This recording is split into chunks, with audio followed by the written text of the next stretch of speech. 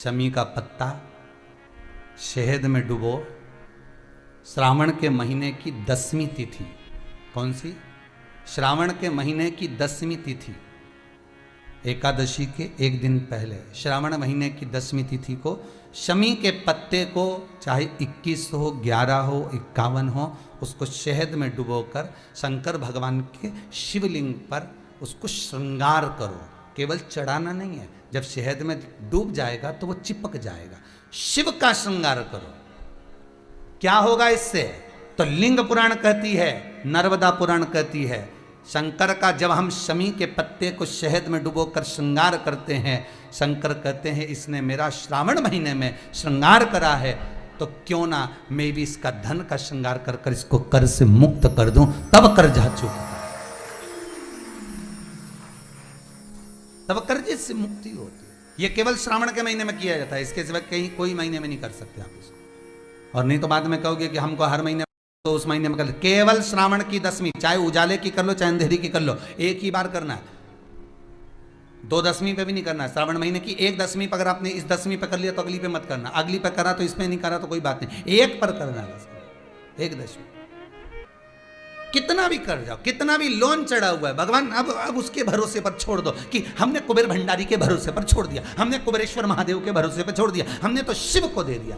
पर विश्वास रखकर, भरोसा रखकर, यहाँ ये पूरे आप कुबेरेश्वर धाम में कभी भी आओगे ना, तो यहाँ कोई बाबा जोगी घूमता नहीं मिलेगा। यहाँ तो हम भी नहीं मिले तुमसे, टाइम ही नहीं इतना कि तुमसे मिले। राम नाम जपें कि तुमसे मिले, भगवान का भजन करें कि तुमसे मिलते फिरे। और कई लोग तो अंदर पत्र भी भेजते हैं, श्रीमान जी आए हैं, जरा 5 मिनट मिल लो। हमने कहा कुबेरेश्वर जी से मिला दो। हमारे पास आए हैं क्या? मिलने तो कुबेर भंडारी से आए, हमसे मिलने आओ तो बात दूसरी। कुबेरेश्वर महादेव से मिलने आयो, अपना दुख, अपनी तकलीफ, अपना कष्ट, अपना रोग, अपनी बीमारी, अपनी बात हमसे मत कहो। इस भूमि पर खड़े होकर जो बोलोगे वो उससे कहो। हमारे दुख तो वो काटता है, तो हम किसी के दुख काट सकते हैं क्या? नहीं, दुख वो काटेगा, तकलीफ वो मिटाएगा, कष्ट वो काटेगा, उससे कहो। शिव कहते हैं कर्जा हो भी गया तो चिंता नहीं करना। शाम के 6 से 6:30 के बीच में आम के पल्लव, आम के पत्ते, पीपल के पत्ते और नीम के पत्ते, इन तीनों की बंदरवाल, ये बंदरवाल दशहरे के दिन लगती है। 10वीं तिथि को लगकर एकादशी, द्वादशी तक लगी रहती है और त्रयोदशी के दिन इसको निकालकर विसर्जन कर दिया जाता है। ये जिस घर में लोग चिड़चिड़ प्रवृत्ति करते हो, क्रोध उत्पन्न होता हो, घर में सामंजस्य नहीं बन रहा हो, आपस में क्लेश बढ़ रहा हो, कोई किसी की नहीं सुनता हो, तब ये आम के पत्ते की, पीपल की और नीम के पत्ते की पल्लव, बंदरवाल लगाई जाती है। उस 10वीं के दिन जो एक शमी का पत्र भूलवश भी महादेव को समर्पित कर दे, उसकी जिंदगी में कभी संपदा की कमी ना आए। एक शमी का पत्र, एक शमी का पत्ता 14 करोड़ सोने की मुद्रा से प्रबल हो जाता। 5 10वीं, कोई सी भी 5 10वीं आप चुन लीजिए, 5 कोई सी भी 10वीं पर शमी के वृक्ष के नीचे जाइए, घी का दीपक लगाइए, शुद्ध जल तांबे के पात्र में लेकर जाकर अर्पित करिए। पहले दीप जलाना, उसके बाद शमी के पौधे में जल डालना और पौधे उस वृक्ष के नीचे बैठकर जल चढ़ाकर वहीं पर एक चावल का दाना समर्पित कर कर बाबा से प्रार्थना करना कि बाबा मुझे बहुत कष्ट है, ये मेरा एक तकलीफ मुझे दे रहा है, बस आप मेरी तकलीफ को दूर करना। शिव की ऐसी कृपा होगी। 5 शमी पूजन, जब विजय दशमी के भाव से दशमी आपके 5 10वीं 5 शमी पूजन कर ली जाती है, तो जो भी आपका द्रोही होता है वो आपसे दूर हो जाता है या आपसे स्नेह कर कर आपके करीब आ जाता है। ये जिस दिन दिल से हारो ना, थोड़ी तकलीफों में अगर घिर जाओ, तकलीफें आ जाएं, कष्ट आ जाए, तकलीफें जिस दिन तुम्हारे भीतर बहुत ज़्यादा मात्रा में आ जाए, उस दिन 3 बेलपत्र, एक बेलपत्र में पीला चंदन, बीच वाली पत्ती। जिस दिन तुम्हें लगे कि मैं बहुत दुखी चल रही हूँ और मेरा काम हो ही नहीं रहा, बहुत तकलीफ की जिंदगी चल रही है, कोई हाथ पकड़ने वाला नहीं है, कोई संभालने वाला नहीं है और बहुत तकलीफ हो रही, बहुत तकलीफ। उस समय पर एक बेलपत्री के बीच वाली पत्ती पर पीला चंदन, दूसरी पत्ती पर लाल चंदन और तीसरी पत्ती पर 11 चावल गीले, पानी में उसको थोड़ा सा भिगो लें या धो लें, 11 चावल गीले शिव जी की उस पत्ती पर रखिए। सबसे पहला पीला चंदन का बेलपत्र, दूसरे नंबर पर लाल चंदन का बेलपत्र, तीसरे नंबर पर जो 11 चावल आपने धोकर रखे हैं वो हाथ की हथेली में रखना है और हाथ की हथेली में रखकर अपनी कामना कर कर भगवान शंकर से विनय कर कर पंचाक्षर मंत्र नमः शिवाय या षडाक्षर मंत्र ओम नमः शिवाय या श्री शिवाय नमस्तुभ्यम बोलकर उस बेलपत्र पर सीधे हाथ में रखकर उल्टे हाथ का स्पर्श कर कर बाबा से अपने मन के भाव कहकर शंकर के शिवलिंग पर उसे समर्पित कर दीजिए। एक ही लोटा जल, जहां से जल बहता है अशोक सुंदरी वाली जगह, एक ही लोटा जल, जहां से जल बहता है उस जल बहने वाली जगह पर 3 बार उस जल को अपनी कामना कर कर श्री शिवाय नमस्तुभ्यम या पंचाक्षर मंत्र या षडाक्षर मंत्र बोलकर 3 बार उस स्थान पर गिरा दीजिए। गिराने के बाद में बाबा से विनय कर कर अक्षत वाली जो बेलपत्र है, एक बेलपत्र और एक अक्षत उसमें से अपने लिए लेकर आ जाओ। उसको 2 महीना 3 महीना अपने घर में रखिए। जितना भी दुख है धीरे धीरे बाबा समाप्त कर कर खुशियां घर में लेकर आता ही तो होगा, खुशियां घर में आएगी जरूर। शमी का जो पत्ता होता है, ध्यान से सुनिएगा, रोज आप अगर शमी के पत्ते को नहीं चढ़ा सकते, महीने में 1 बार या 2 बार शमी का पत्ता शंकर के ऊपर अवश्य समर्पित करना चाहिए। क्यों?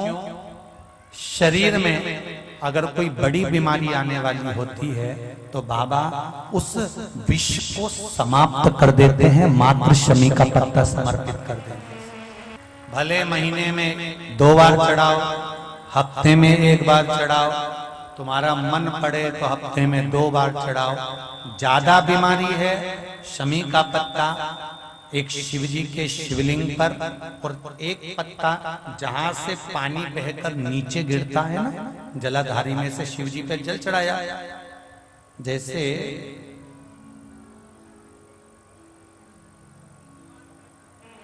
ये शिवलिंग, इस पर जल चढ़ाया तो ये पानी बहकर नीचे आता है, तो जहां गिरता है एक पत्ता शिवलिंग के ऊपर और एक पत्ता जहां से जल नीचे गिरता है वहां। अगर ज्यादा बीमारी है और ऐसा लग रहा है कि डॉक्टर कह रहे हैं कि तबीयत ज्यादा खराब हो सकती है, जांचे जाएगी, ये होगा वो होगा, तो एक पत्ता शमी का ऊपर, एक पत्ता जलधारी जो बहकर नीचे आती है पर चढ़ाना। शमी का पत्र रोग मुक्ति के लिए जब चढ़ाया जाता है तो भगवान शंकर का अवधूतेश्वर महादेव का नाम लेकर चढ़ाया जाता है। कौन सा महादेव? जम के बोलो जरा, अवधूतेश्वर महादेव का नाम लेकर चढ़ाया जाता है। एक बात आपको कही थी अभी पिछले कथाओं में, गाय के दूध का घी बनाकर उसकी 1 उंगली घी की अशोक सुंदरी वाली जगह पर लगाकर, जो व्यापार नहीं चलता हो, दुकान नहीं चलती हो, अशोक सुंदरी वाली जगह पर घृत लगाकर घर के दरवाजे पर या व्यापार के द्वार पर उस उंगली को लगा देना चाहिए। घृत पर होना गाय के घी का। गौ माता। शिव महापुराण की कथा कहती है, कोई व्यक्ति चिड़चिड़ करता है या गलत मार्ग पर चलता है, श्रंभेश्वर महादेव शंकर जी का एक नाम है, श्रंभेश्वर महादेव। तो जब कोई व्यक्ति चिड़चिड़ करता है, क्रोध करता है, गुस्सा करता है, तो महाराज शंकर भगवान का श्रंभेश्वर महादेव का नाम लेकर 31 बेलपत्र जिस व्यक्ति को क्रोध आता है उस व्यक्ति का स्मरण कर कर आखा चावल मतलब सेगे चावल के साथ एक एक बेलपत्र 31 बेलपत्र कर कर शिव जी के शिवलिंग पर समर्पित करी जाती है मात्र 10वीं की तिथि के लिए। केवल 10वीं, चाहे उजाला की हो चाहे अंधेरे की। कौन से महादेव का नाम लेना है? श्रम्भेश्वर महादेव, शिव जी का एक और चीज है महाराज, छोटे छोटे बच्चे रहते हैं, कुछ कुछ बच्चों को माता जबरदस्ती के भोजन कराती है, खिलाती है, ठोकती मारती खिलाती है। कुछ कुछ बच्चे ऐसे रहते हैं वो कुछ खा ही नहीं पाते, मुख में दो और वॉमिटिंग कर देते हैं, उल्टी कर देते हैं। ऐसे बच्चों के लिए या जिस व्यक्ति को भोजन पचता नहीं हो और उदर में एसिडिटी रहती हो और जलन टाइप की होती हो, उसके लिए भी श्रम्भेश्वर महादेव का स्मरण है। सुंदर व्याख्यान वर्णन किया है। श्रम्भेश्वर महादेव के ठीक सामने अर्थात भगवान शंकर के किसी भी शिवलिंग के सामने एक तांबे के लोटे में जल रख लीजिए, तो जल के अंदर 3 बेलपत्र डाल दीजिए, एक पीपल का पत्ता डाल दीजिए। महाराज शमी के 11 पत्ते कलश को छुआकर शंकर भगवान के शिवलिंग पर श्रम्भेश्वर महादेव के नाम से चढ़ा दीजिए। उस जल को उठाकर ले आइए, एक रात्रि तक घर के अंदर रखना है। उस जल को श्रम्भेश्वर महादेव का नाम लेकर जिस व्यक्ति को एसिडिटी होती हो या उदर खराब रहता हो या भोजन नहीं पचता हो या पेट से जुड़ी हुई प्रॉब्लम हो या बच्चों को भोजन कराते हैं और वो वोमिटिंग कर देते हो, ऐसे बच्चे को या भोजन नहीं भा रहा हो ऐसे व्यक्ति को उस जल को सुबेरे दोपहर शाम 3 बार श्रम्भेश्वर महादेव का नाम लेकर आचमन कराना प्रारंभ कर दो, पिलाना चालू कर दीजिए। 3 या 4 दिन पिलाओगे, अपने आप उदर में भी आनंद रहेगा, बच्चा भोजन करना भी प्रारंभ कर देगा। श्रम्भेश्वर महादेव। श्रावण में अगर मान लो एक दिन आपका निकल भी गया, 2 दिन आपके छूट भी गए, कोई दिक्कत की बात नहीं। जिस जो पेड़ तुम्हारे यहाँ लगा हो, जो पौधा तुम्हारे यहाँ लगा हो, जो वृक्ष तुम्हारे यहाँ लगा हो, जो क्यारा तुम्हारे यहाँ हो, कुंडी तुम्हारे यहाँ हो, उसी की मिट्टी को उसी के पेड़ के नीचे, उसी पौधे के नीचे उस मिट्टी को थोड़ा सा हाथ से उसको उठाकर एक लिंग की आकृति बना लें। उसमें जलाधारी बनाने की जरूरत नहीं, केवल लिंग की आकृति बनाकर उसी की पूजन वहीं कर कर पानी चढ़ाकर 15 से 20 मिनट बाद अपना काम करने के बाद उसी को उसी मिट्टी में विसर्जन कर दें अपनी कामना कर कर। देव अधिदेव महादेव 2 महीने के बाद क्या देगा ये वही जान सकता है, वो क्या प्रदान करेगा ये उसके ऊपर। सावधानी से समझना, सावन का महीना है, बहुत प्रेम से समझिएगा। शिव की परिक्रमा जो हम करते हैं उस परिक्रमा का फल हमें बाबा कब प्रदान करते हैं वो समझने वाला विषय। हमारे शास्त्र कहते हैं कि शंकर की 3 परिक्रमा करो या भगवान की 3 परिक्रमा करो या देवता की 3 परिक्रमा करो। परिक्रमा का फल कब मिलता? परिक्रमा का अंश फल कब मिलता? शिवलिंग जलाधारी मंदिर के बीचों बीच है। जब मंदिर के बीचों बीच है, नंदी बाहर है, आपने परिक्रमा करना प्रारंभ करा, पूजन करने के बाद यहाँ तक गए, यहाँ से पानी बहता है, जल बहता है, तो हम इसको लांघते नहीं हैं, नहीं लांघते ना, इसको लांघते नहीं है। जब हम परिक्रमा करने के लिए यहाँ तक जब पहुँचते हैं, पहुँचने के बाद यहीं से थोड़ा सा पीछे हटकर हमको शंकर के शिवलिंग के वहीं से खड़े होकर नंदी का दर्शन करना चाहिए। जब हम परिक्रमा कर कर वापिस लौटते हैं, नंदी का इस शिवलिंग के सम्मुख से जब बाहर बैठे नंदी का हम दर्शन करते हैं और वापिस अपनी जगह पर आकर खड़े होते हैं, तब हमारी परिक्रमा एक पूरी मान ली जाती है और उसका फल हमें प्राप्त होता है। उस परिक्रमा का फल हमने शंकर भगवान की परिक्रमा करी, किसी ने कहा आदि परिक्रमा करो, हम यहाँ तक गए, यहाँ से लौटकर वापिस आ गए। उस परिक्रमा करते समय हमने नंदी का दर्शन एक बार भी नहीं करा। अगर नंदी का दर्शन नहीं करा तो उस परिक्रमा का कोई फल हमें प्राप्त नहीं हो सकता। उस परिक्रमा का कोई फल हमें प्राप्त नहीं। अब 3 परिक्रमा हमारा वर्णन किया, तो 3 परिक्रमा क्या करोगे? यहाँ वापिस आओगे, यहाँ वापिस जाओगे क्या? बोलो जम के, वापिस जाओगे क्या? नहीं। 3 परिक्रमा शंकर भगवान की जो वर्णन करी गई, यहाँ से चले, यहाँ पहुँचे, पहुँचने के बाद आपने यहाँ शिव जी का शिवलिंग के वहीं से नंदी का दर्शन करा, फिर वापिस पलटे, फिर नंदी का दर्शन करा, फिर पलटे, फिर नंदी का दर्शन करा। यहाँ खड़े होकर आप जब 3 बार नंदी का दर्शन कर लेते हो, एक ही परिक्रमा में 3 बार नंदी का दर्शन कर लेते हो, तो 3 परिक्रमा का फल प्राप्त हो जाता है और हमारा वो कार्य सफल हो जाता है। 3 परिक्रमा का फल हमें प्राप्त। जिंदगी में अगर कोई तकलीफ बहुत बड़ी आकर खड़ी हो गई है, जिसका कोई हल ही नहीं निकल रहा, एक बेलपत्री लीजिए, अपनी हाथ की उल्टे हाथ की हथेली पर रख लीजिए, सीधे हाथ की हथेली से बेलपत्री को दबा दीजिए। शिव जी के मंदिर में कुछ देर मौन होकर बैठ जाए, जैसे सनकादि ऋषि बैठे हैं। चारों की चारों भाई सनकादि ऋषि शिव जी के मंदिर में मौन होकर बैठे हैं। एक हाथ से उन्होंने अपने हृदय को भाव से समाहित किया। ना शंकर भगवान कुछ बोले, ना सनकादि ऋषि कुछ बोले, और मन की संशय को मिटाना, मन की परेशानियों को मिटाना। हाथ रख, एक बेलपत्र उल्टे हाथ पर रखकर सीधे हाथ से उसको दबाकर मौन होकर कुछ देर बैठी है। अपने मन में जो समस्या है उसका स्मरण करिए और शिव जी से अपने मन की बात कहकर श्री शिवाय नमस्तुभ्यम कहकर ओम नमः शिवाय कहकर उस बेलपत्र को अशोक सुंदरी वाली जगह पर समर्पित कर दिया। शिव जी को ये जो अपने मन का भाव कहकर मौन रहकर चुप रहकर आप जो बेलपत्र समर्पित कर रहे हैं, उसकी डंडी उत्तर की ओर मुख की हो और बेलपत्री अशोक सुंदरी वाली जगह पर समर्पित कर दो। 3 या 4 बार आप मौन होकर अपने मन की बात कहकर उल्टे हाथ में बेलपत्र रखकर सीधे हाथ से उसको दबाकर जब हृदय से शिव को अपने मन का भाव कहते हो, 5 या 7 दिन के अंदर उसका हल होना प्रारंभ हो जाता है। एक बेलपत्र, एक दुर्वा, एक चावल का दाना रखकर अपने दिल से 108 बार श्री शिवाय नमस्तुभ्यम घर में बोलो और अपना जो पानी का स्थान होता है, मटका, हंडा, परिंडा, जिसको आप क्या बोलते हो यहाँ हमें नहीं मालूम, उसका स्पर्श कराकर आपके घर के नजदीक में जो शंकर का मंदिर हो, उस शंकर के मंदिर में उत्तर की ओर मुख कर कर वो बेलपत्र, दुर्वा, चावल का दाना शिव जी पे समर्पित कर दो। अगर लगातार 20 दिन भी आपने रोज प्रतिदिन अगर समर्पित करा है तो 21वां दिन आपका जो भी दुख है वो धीरे धीरे कटना प्रारंभ हो ही जाए।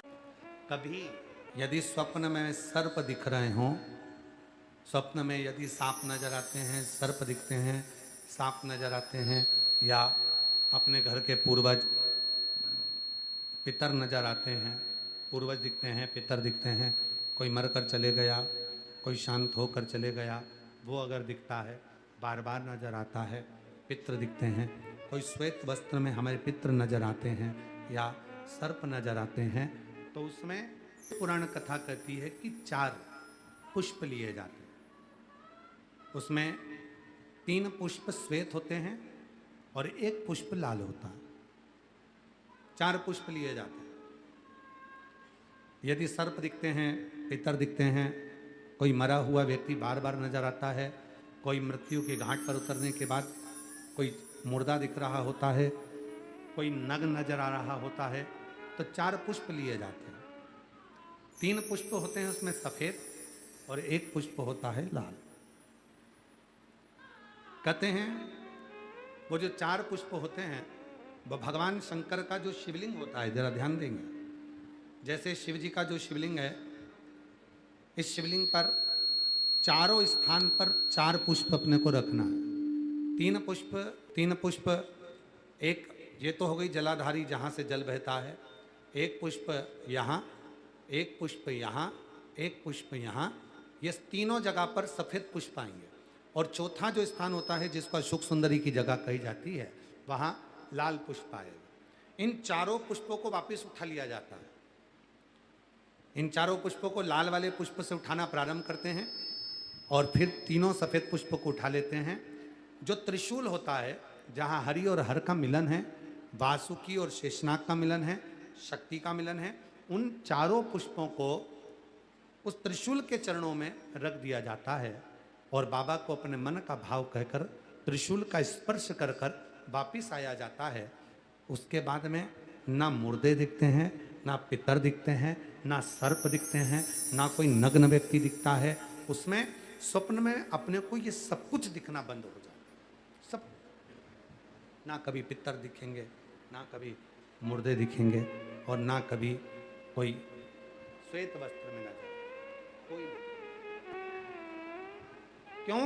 क्योंकि हरि और हर के मिलन का बिंदु है त्रिशूल। लगे 15 दिन हो गए, घर में आवक नहीं है, परेशानी चल रही है। अपने ही घर में जो भी पौधा हो, जो भी पौधा, उस पौधे की मिट्टी को थोड़ा सा उठाओ, पार्थिव शिवलिंग बनाओ, उस पे जल चढ़ाओ, पूजन करो, दीप लगाकर प्रार्थना कर कर उसी का थोड़ा सा जल अपने दरवाजे पर लगाओ, और बाद में पार्थिव शिवलिंग को वहीं पर उसी गमले में ही विसर्जन कर दो। 15 दिन तक लगातार प्रदोष काल में कर कर देखिए, मेरा शिव ऐसी करुणा करेगा, 15 दिन के अंदर ही आपको खुशियां मालूम पड़ेंगी। महादेव को अगर एक शमी का पत्ता दशमी के दिन समर्पित कर दिया जाता है तो जिंदगी में कभी बेभव और धन की कमी नहीं आती। अगर मेरा भोलेनाथ तुम्हारी नहीं सुन रहा है तो 1 लोटा जल, 1 दुर्वा और 1 बेलपत्र, ये 3 चीजें लेकर जाओ। जल जब चढ़ाओ तो पहले गणेश जी का स्थान, फिर कटी भाग, फिर शिवलिंग। समझ में आ गया? गणेश जी का स्थान, कटी भाग जलाधारी, फिर शिवलिंग। दुर्वा गणेश जी के स्थान पर समर्पित कर दो, और बेलपत्री अशोक सुंदरी वाली जगह पर समर्पित कर दो। ये 3 चीजें अगर आप 2 हफ्ते में, 1 महीने में अगर एक बार भी अगर करते हो तो देवादिदेव महादेव आपकी मन की कामना पूर्ण जरूर करते हैं। निश्चित मास दशमी तिथि को जो दीप दान करता है उसके घर में कभी संपदा की कमी नहीं आती है। के पत्ते को चाहे 21 हो, 11 हो, 51 हो, तिथि को उसको शहद में डुबोकर शंकर भगवान के शिवलिंग पर उसको श्रृंगार करो। केवल चढ़ाना नहीं है, जब शहद में डूब जाएगा तो वो चिपक जाएगा। शिव का श्रृंगार करो। क्या होगा इससे? तो लिंग पुराण कहती है, नर्मदा पुराण कहती है, शंकर का जब हम शमी के पत्ते को शहद में डुबोकर श्रृंगार करते हैं, शंकर कहते हैं इसने मेरा श्रृंगार करा है, तो क्यों ना मैं भी इसका धन का श्रृंगार कर इसको कर से मुक्त कर दूं, तब कर जा चुका। मात्र दशमी की तिथि के लिए, केवल दशमी, चिड़चिड़ करता है, क्रोध करता है, गुस्सा करता है, तो महाराज शंकर भगवान का श्रंभेश्वर महादेव का नाम लेकर 31 बेलपत्र, जिस व्यक्ति को क्रोध आता है उस व्यक्ति का स्मरण कर कर आखा चावल मतलब सेगे चावल के साथ 1-1 बेलपत्र, 31 बेलपत्र कर कर शिव जी के शिवलिंग पर समर्पित करी जाती है। मात्र दशमी की तिथि के लिए, केवल दशमी, चाहे उजाला की हो चाहे अंधेरे की। कौन से महादेव का नाम लेना है? श्रंभेश्वर महादेव, शिव जी का एक। दशमी तिथि को बेलपत्र, 1 लोटा पानी, 1 जल का पात्र, और उस 7 बेलपत्र में भी मध्य की बेलपत्र में बीच वाली पत्ती पर केसर का भाग घिस कर चंदन बनाकर उससे ओम लिखकर, और दोनों जो पत्तियां हैं उस पर गणेश जी, रिद्धि सिद्धि और माता पार्वती जी का, कार्तिकेय जी का स्मरण कर कर उस पत्ती पर केसर चंदन की बिंदी लगाकर बाबा देवादिदेव महादेव को अशोक सुंदरी की जगह पर समर्पित करी। और उसी में से 1 बेलपत्र वापिस बाबा से लेकर आइए कि मेरा ये कार्य है बाबा और आपको करना है। लाखों के दुखड़े जो तू हर गया डमरू वाले, फिर मेरे दुखड़ों को देख कर क्यों डर गया डमरू वाले। बाबा तेरे भरोसे पर यह कार्य, शिव से निवेदन कर कर 1 बेलपत्र बाबा की वापिस लेकर आए, उसको संजो कर रखे। 1 लोटा जल, 1 जल का पात्र लीजिए, उस जल के पात्र को लेकर उसमें थोड़ा सा लाल चंदन डालकर बेलपत्री के वृक्ष के नीचे और देवादिदेव महादेव को चढ़ाना प्रारंभ कर दीजिए। शिव को चढ़ाना थोड़ा सा जल, उसके बाद में 1 लोटा जल स्वच्छ फिर शिव जी को चढ़ाओ। प्रयास करो बेलपत्री मिले, बेलपत्री पर लाल चंदन तीनों पत्तियों पर लगाकर लाल चंदन बेलपत्री के वृक्ष के नीचे समर्पित कर कर उसी बेलपत्री के वृक्ष के नीचे का बेलपत्र वापिस लेकर श्री शिवाय नमस्तुभ्यं बोलकर आपकी कामना कहकर भगवान शिव पर अघोरेश्वर महादेव का नाम लेकर आप चढ़ाना प्रारंभ करिए। बाबा आपका कार्य 3 महीने के अंदर पूर्ण कर देगा, सफलता दे। शिव जी का एक नाम है अघोर। 10वीं तिथि को जो तुलसी की डंडी को घी में भिगोकर अपनी कामना कर कर भगवान के सामने दिए में रखकर जला देता है, दिए की तरह उससे आरती उतार देता है, कहते हैं उसका जन्म दूसरी बार पृथ्वी पर नहीं होता, वो भगवान के गोलोक धाम में जिंदगी भर के लिए विराजमान हो जाता है। जिंदगी भर के को हम जो जल चढ़ाते हैं उसका एक तरीका भी हमारी जिंदगी में अगर हमने उसको स्मरण में रख लिया तो हमारी कार्य की सिद्धता को सिद्ध कर दे। सीधे जल चढ़ाना, दक्षिण में बैठकर उत्तर की ओर मुख कर कर जल चढ़ाना, अशोक सुंदरी से लेकर शिवलिंग तक जल चढ़ाना, 5 स्थान पर गणेश, कार्तिकेय, अशोक सुंदरी, जलाधारी, शिवलिंग पर जल चढ़ाना 5 स्थान, और 5वां जल समर्पित करना। 5वां शिव जी को 5 नंबर का जो जल आता है, जो जलाधारी है, ऊपर जिसमें पानी भरा रहता है और नीचे एक एक बूंद टपकता रहता है, जलाधारी में जल समर्पित कर कर उसी जल को बचाकर अशोक सुंदरी वाली जगह पर थोड़ा सा चढ़ाकर उसी में से जल शिवलिंग पर जब हम समर्पित करते हैं तो हम जिस कार्य के लिए जा रहे हैं वो कार्य सफल होता ही है। 2 माता ऐसी है, 2 जगत जननी ऐसी है कि दुनिया का कोई भी व्यक्ति कितना भी टोना कर दे, चाहे दुनिया का कोई भी व्यक्ति कितनी भी विद्या कर दे, चाहे दुनिया का कोई भी तांत्रिक कोई विद्या करने वाला तुम्हारे ऊपर कितनी भी विद्या कर दे, 2 देवी ऐसी है जो उस टोना को, उस विद्या को पलट देती है।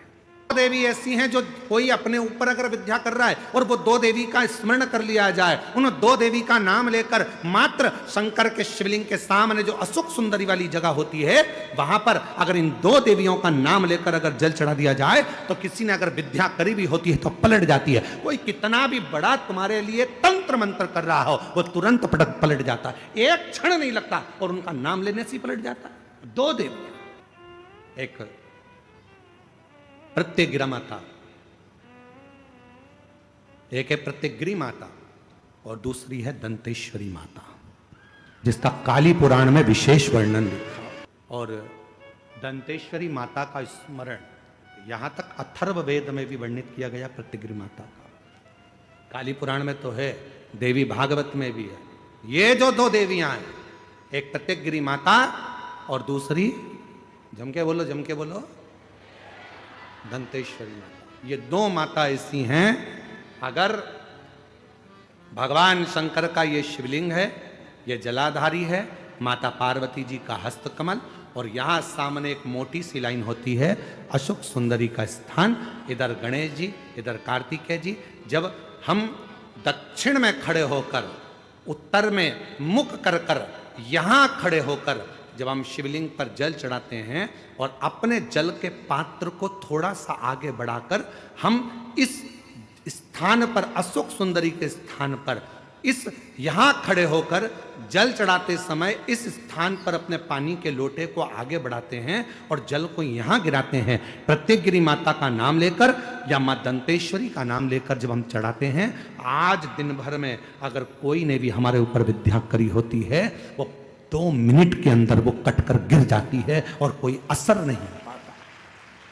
2 मां, एक मां दंतेश्वरी, एक मां सुंदर लिखा है 10वीं तिथि को जो तुलसी की डंडी को घी में भिगोकर अपनी कामना कर कर भगवान के सामने दिए में रखकर जला देता है, दिए की तरह उससे आरती उतार देता है, कहते हैं उसका जन्म दूसरी बार पृथ्वी पर नहीं होता, वो भगवान के गोलोक धाम में जिंदगी भर के लिए विराजमान हो जाता है। जिंदगी भर के दीप की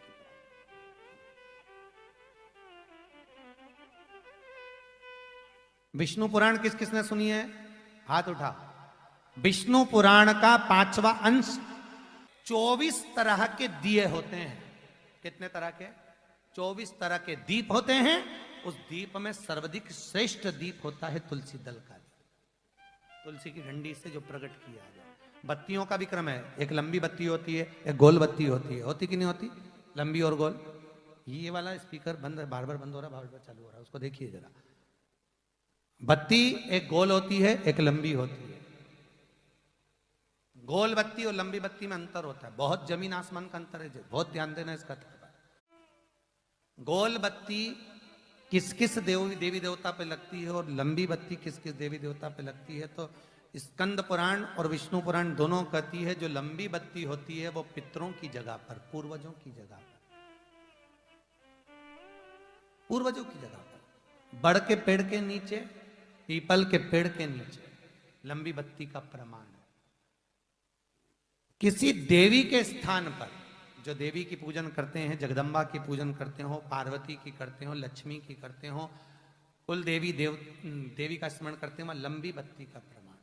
और जो गोल बत्ती होती है वो गोल बत्ती का प्रमाण किसी हनुमान मंदिर, राम मंदिर, शिव मंदिर, जितने देवताओं के मंदिर है वहां पर गोल बत्ती का प्रमाण।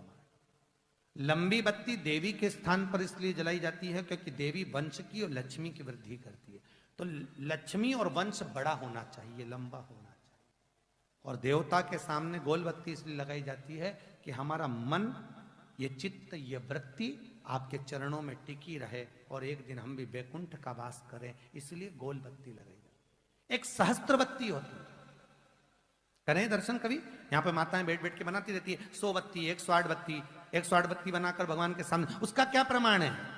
कौन से पुराण में लिखा है कि 108 और सहस्त्रावली बत्ती लगाई जाए? तो स्कंद पुराण में कार्तिक खंड के अंदर स्पष्ट किया गया, सहस्त्रावली बत्ती, 108 लंबी बत्तियों का जो प्रमाण है वो कहते हैं कि जिस व्यक्ति ने किसी तीर्थ को ना करा हो, पूरे तीर्थ नहीं गए हो, सारे तीर्थों का स्नान नहीं करा हो, किसी तीर्थ में दर्शन करने से वंचित रह गए हो, तो 108 बत्ती की एक बत्ती बनाकर किसी नारायण के मंदिर में, शिव मंदिर में, देवी के मंदिर नहीं, केवल देवता के मंदिर में अगर उसको घी में भिंगोकर प्रज्वलित कर दिया जाता है तो सारे तीर्थों के दर्शन का फल उस जीव को प्राप्त हो जाता है। उसको सहस्त्रावली बत्ती, 108 सहस्त्र। जो शिव का स्मरण करेगा, जो लक्ष्मी का पूजन करेगा, उसके घर में नारायण लक्ष्मी दोनों प्रवेश करेंगे, उनका उद्धार करें। आपके जीवन में यदि आपको ऐसा लगता है कि हमारे बहुत तप करने पर, भजन करने पर, व्रत करने पर, साधना करने पर, उपास करने पर भी हमें कहीं ना कहीं तकलीफ का सामना करना पड़ रहा है, तो निवेदन है एक चावल का दाना शिव को चढ़ाने का, या एक पुष्प की पंखड़ी, और बन सके आपकी जिंदगी में अगर आप बना सकते हो और कर सकते हो, तो मालूम पड़े अगर एक चावल का दाना नहीं चढ़ा सकते, जल नहीं चढ़ा सकते, तो एक शमी का पत्र भी अगर आप शिव को समर्पित कर रहे हो तो शिव उसको स्वीकार करो। प्रयास करा,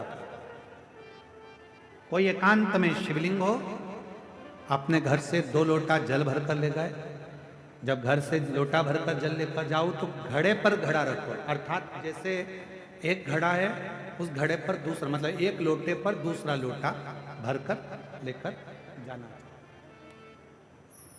5 दुर्वा, 5 बेलपत्र, 5 चावल के दाने, 5 कनेर के पुष्प, जो एकांत में शिवलिंग होता है वहां लेकर जाना चाहिए। पहले बाबा को, जो तुमने 2 कलश जल लिया है, उस 2 कलश को, 2 लोटे को एक के ऊपर एक रखकर, अपना हाथ रखकर बाबा को अपने मन की कामना कर कर कि बाबा मेरे ये गर्भाशय में, मेरी बच्चादानी में या मेरे शरीर में गांठ पड़ गई है, बाबा इसको समाप्त कर दो। विनय कर कर, निवेदन कर कर कुंदकेश्वर महादेव का नाम लेकर एकांतेश्वर महादेव पर दोनों जल की धार एक साथ चढ़ा, और बाद में जो दुर्वा लेकर गए हो 5 वो शिव जी को समर्पित करें, बेलपत्र भगवान शंकर को समर्पित करें, कनेर के पुष्प शिव जी को समर्पित करें। मन की कामना कर कर कनेर के पुष्प को शिवलिंग पे से उठाकर मां जगतजननी जगदम्बा अंबा का जो स्थान है, ये शिवलिंग शंकर जी का स्थान है। ये जो गोल जलाधारी होती है, ये मां पार्वती जी का स्थान है। जो कनेर का पुष्प शिव जी के ऊपर चढ़ाया है, उसको उठाकर पांचों पुष्प को जगतजननी जगदम्बा के चारों तरफ रख दीजिए। दुर्वा को उतारकर अशोक सुंदरी वाली जगह पर रख दीजिए और बेलपत्र को अपनी हथेली में रखकर शिव जी से प्रार्थना करो कि मेरे गर्भाशय में या मेरे शरीर में यहाँ गांठ है, बाबा इसे गला लो। विनती कर कर दुर्वा को उठा लो, चावल के दाने वहीं चढ़ा के रख दो शिवलिंग के ऊपर और दुर्वा बेलपत्र लेकर घर आ जाओ। 5 दिन तक सुबह एक दुर्वा, शाम के समय बेलपत्र प्रदोष काल में चबा चबा कर खाना प्रारंभ करो। 5 दिन के बाद 15 दिन इंतजार कर कर वापिस जांच कराओ, धीरे धीरे गठान गलना प्रारंभ हो जाए। गांठ गलेगी। डॉक्टर का इलाज साथ में चलने दो, जांचें चलने दो, जो इलाज चल रहा है उसको चलने दो। पर अगर कहीं किसी नारी को गर्भाशय में, बच्चादानी में अगर कोई खराबी हो जाती है या गर्भाशय में हो जाती है या कहीं गांठ पड़ जाती है, तो वो शिव की आराधना करे। साधना आप